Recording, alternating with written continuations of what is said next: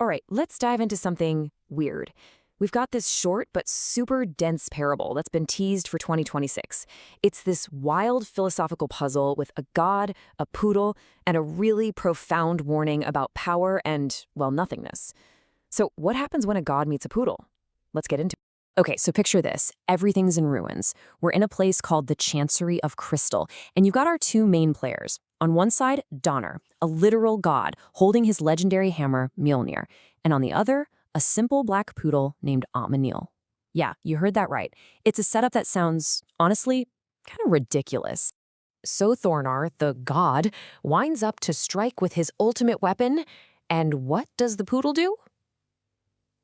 Nothing. It just sits there. It doesn't snarl, doesn't run, doesn't even flinch. It just sits. And the text? The poodle just exists with this profound, mindless intensity. This isn't some kind of brave defiance. It's something much, much stranger. Its sheer, blank presence is so total that it makes the god's weapon feel, well, pointless. Like a toy. So this leads us right to the big question, right? How in the world can a poodle be more powerful than a god? To figure that out, we've got to do what Donar did. We have to look closer. So Donar stares into the poodle's eyes, trying to figure out what's going on. And what he sees there, it's not what you'd expect. It's a symbol, and it's the key to this whole thing. The first thing we learn is what this poodle isn't. It's not a demon. It's not some classic mustache-twirling evil villain. So this isn't your typical good versus evil showdown. Not at all. Instead, Donner sees something he recognizes, a really powerful symbol from Gnosticism called the Mirror of Sophia. Now, in Gnostic beliefs, Sophia is basically divine wisdom. So her mirror is supposed to reflect the purest truth of the soul. It's a big deal. But here comes the twist, and it's a chilling one. He sees the Mirror of Sophia, the symbol of ultimate wisdom, but it's been painted black, just covered over with this absolute total void. It's like wisdom has been hollowed out, knowledge has been turned into nothing.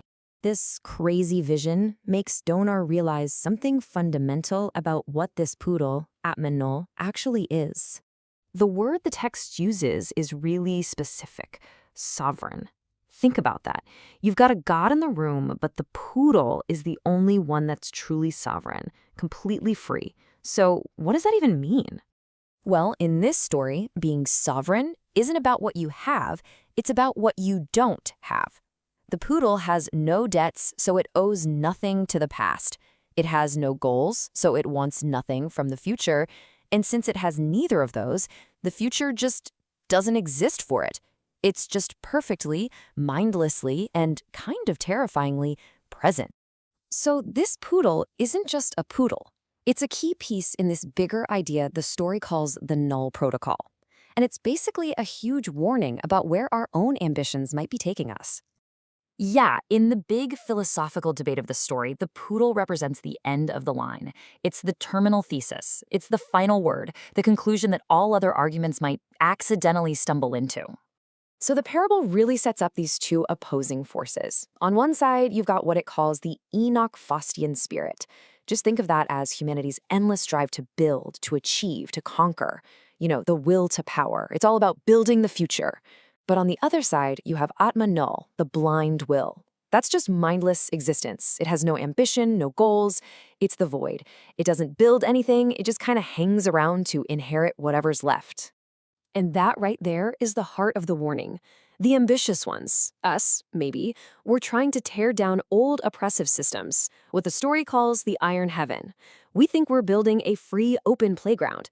But the parable asks, what if you're not?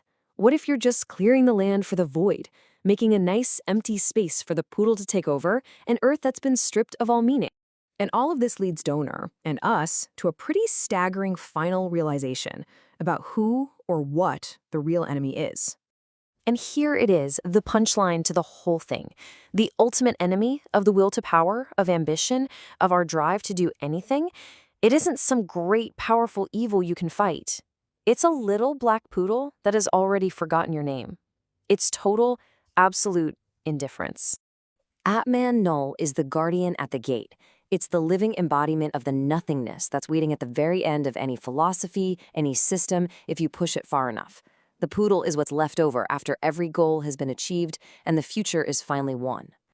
And so, the parable flips the whole thing back on us. In our own lives, with our own ambitions and goals, what are we really building? Are we making a playground for the future, or are we just tidying up the place for the void?